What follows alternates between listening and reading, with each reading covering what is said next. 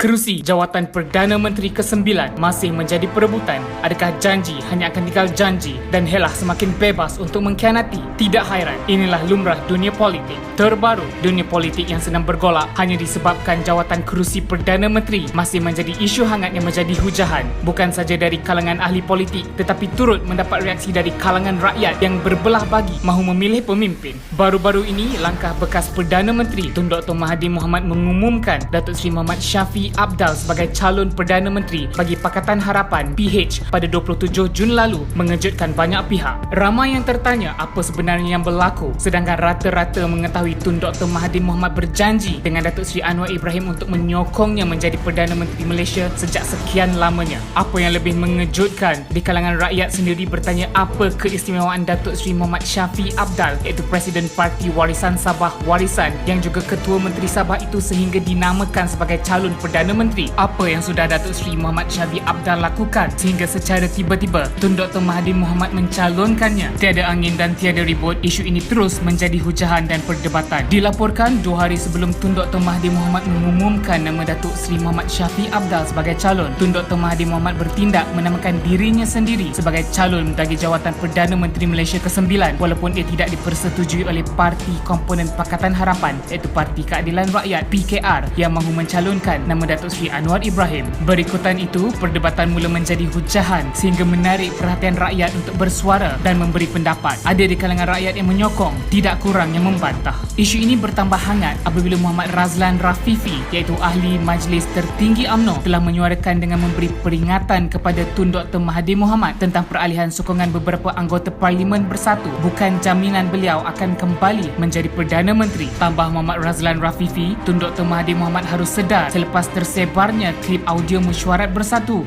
kedudukan serta kepercayaan yang diberikan kepada Tun Dr. Mahathir Mohamad semakin hilang. Jadi saya nak balik kepada keputusan. Tadi ada satu cadangan iaitu kita keluar daripada Pakatan Harapan. Cadangan lagi yang datang daripada saya ialah kita tunggu fikir dengan mendalam. Kerana pada saya support perang UMNO ini so fikir. Dan kalau bagi masa sikit saja dia suka kami. Saya pun tak suka kepada DAP, tak suka kepada Anwar, tapi semua soal masa saja. Nak kita tentukan masa ataupun kita ambil tindakan hari ini. Hari ini kita keluar daripada Pakatan. Di dalam klip audio itu dengan jelas Tun Dr. Mahathir Mohamad mengatakan bahawa beliau tidak suka akan Datuk Seri Anwar Ibrahim dan DAP. Muhammad Razlan Rafifi juga dengan tegasnya memberitahu bahawa apa yang dikatakan Tun Dr. Mahathir Mohamad itu adalah sebagai satu isyarat bahawa Tun Dr. Mahathir Mohamad tidak ikhlas bersama Parti Keadilan Rakyat dan DAP sehingga sanggup melantik dirinya sendiri sebagai Perdana Menteri Malaysia yang ke-9. Sedar akan perdebatan dan hujahan yang sedang hangat disebabkan tindakannya itu, Tun Dr. Mahathir Mohamad kemudiannya berkata akan mencalonkan Datuk Seri Anwar Ibrahim sebagai calon timbalan Perdana Menteri 1 dan anak beliau iaitu Datuk Seri Mukhriz Mahathir sebagai calon timbalan Perdana Menteri 2. Menurut laporan, Tun Dr. Mahathir Mohamad memberitahu bahawa alasan beliau mencalonkan Datuk Seri Muhammad Shafie Apdal bukan atas suara persetujuannya seorang tetapi turut dipersetujui oleh Presiden Parti Amanah Negara iaitu Muhammad Sabu serta Setiausaha Agung Parti Tindakan Demokratik DAP iaitu Lim Guan Eng. Mengenai hala tuju perjuangan untuk mengembalikan mandat kepada rakyat yang telah dirampas oleh Tan Sri Muhyiddin Yassin. Di antara cadangan yang dikemuka ialah pencalonan Datuk Seri Shafie Apdal sebagai Perdana Menteri. Meskipun Tun Dr. Mahathir Mohamad mendapat persetujuan beberapa pihak yang lain, namun tindakan beliau jelas mengesahkan bahawa beliau sememangnya tidak mahu Datuk Seri Anwar Ibrahim menduduki jawatan Perdana Menteri. Ini memberi satu tanggapan buruk dari kalangan rakyat yang sangat menghormati Tun Dr. Mahathir Mohamad sehingga tidak sanggup untuk mengatakan bahawa Tun Dr. Mahathir Mohamad dengan sengaja mahu menghalang Datuk Seri Anwar Ibrahim dari menjadi Perdana Menteri dan seterusnya mencapai impian dan cita-cita yang sudah diidamkan oleh Datuk Seri Anwar Ibrahim sejak sekian lamanya. Diimbas kembali tentang apa yang pernah dikatakan oleh Tun Dr. Mahathir Mohamad, beliau sebenarnya mahu membantu Datuk Seri Anwar Ibrahim disebabkan beliau tidak mempunyai sokongan yang kuat supaya tiada pihak yang akan menghalang Datuk Seri Anwar Ibrahim daripada menjadi Perdana Menteri yang ke-9. Anwar memang, Anwar ni dia gila-gila nak jadi Perdana Menteri. Dia tak boleh jadi.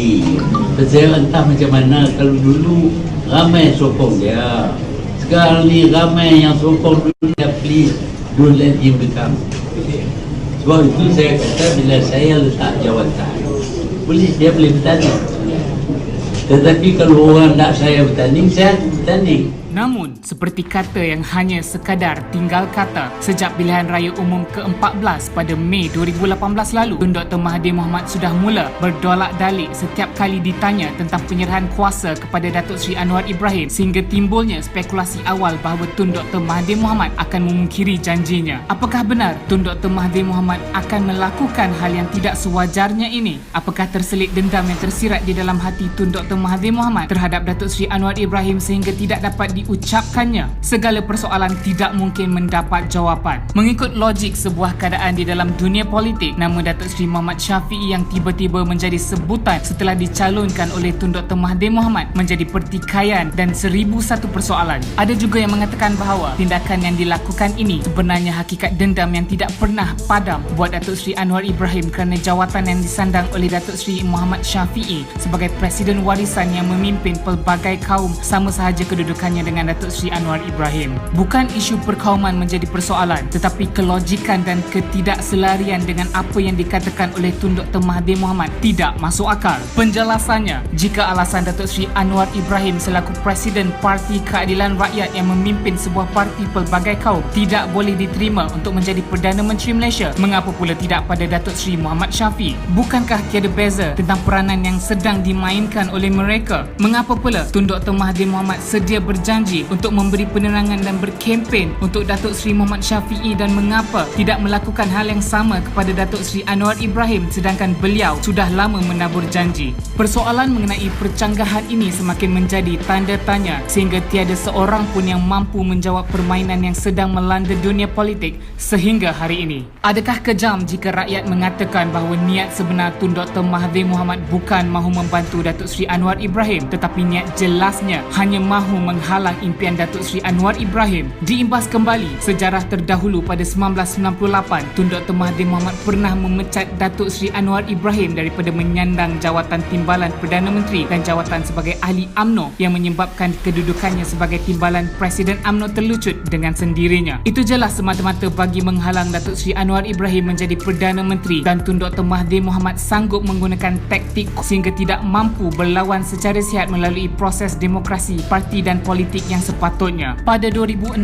pula, Tun Dr. Mahathir Mohamad telah bertindak keluar daripada UMNO kerana gagal menyingkirkan Perdana Menteri Datuk Seri Najib Razak, dan ketika itu beliau dapat melihat Pakatan Harapan berpeluang cerah untuk menjadi kerajaan baharu yang seterusnya memberi kemungkinan bagi membuka laluan buat Datuk Seri Anwar Ibrahim untuk menjadi Perdana Menteri. Sekaligus tindakan itu turut menjadi persoalan kerana kembali berbaik dengan musuhnya di dalam politik. Usaha Tun Dr. Mahathir Mohamad untuk berbaik dengan Datuk Seri Anwar Ibrahim di dalam politik adalah dengan melakukan kunjungan pertama di mahkamah, diikuti di penjara Sungai Buloh, sehingga akhirnya Tun Dr. Mahathir diterima baik seterusnya dijadikan calon Perdana Menteri pada PRU 14. Kemenangan itu diterima baik oleh segenap masyarakat dan janji untuk menaikkan Datuk Seri Anwar Ibrahim terus ditaburi. Namun lama-kelamaan adalah jelas untuk melihat Tun Dr. Mahathir Mohamad sengaja melengah-lengahkan janji peralihan kuasa kepada Datuk Seri Anwar Ibrahim dengan pelbagai hela alasan demi alasan, serta mengucar-kacirkan Parti Keadilan Rakyat melalui tindakan memperalatkan Datuk Seri Muhammad Azmin Ali selain menjalinkan hubungan dengan PAS dan membawa masuk pemimpin UMNO anti-Anwar ke dalam Parti Bersatu. Tindakan itu turut dianggap sebagai satu agenda tersembunyi, namun langit tidak selalunya cerah. Pakatan Harapan tumbang pada 24 Februari 2020. Sepanjang tempoh itu, kejayaan utama Tun Dr. Mahathir Mohamad selama 22 bulan menjadi Perdana Menteri ialah berjaya menyekat Datuk Seri Anwar dengan memungkiri janjinya. Itulah sebabnya selepas meletak jawatan dan dilantik sebagai Perdana Menteri interim pun, beliau berusaha untuk kembali sebagai Perdana Menteri ke-9 dengan idea membentuk kerajaan perpaduan tanpa parti kerana agenda tersiratnya ialah untuk tidak lagi terikat dengan janji yang memerlukannya menyerahkan jawatan kepada Datuk Seri Anwar Ibrahim. Kemudian apabila Perikatan Nasional PN menjadi kerajaan dan Tan Sri Muhyiddin Yassin selaku Perdana Menteri berdepan ketidaktentuan serta berdepan dengan pelbagai dugaan besar yang melibatkan seluruh negara perkara di dunia iaitu COVID-19,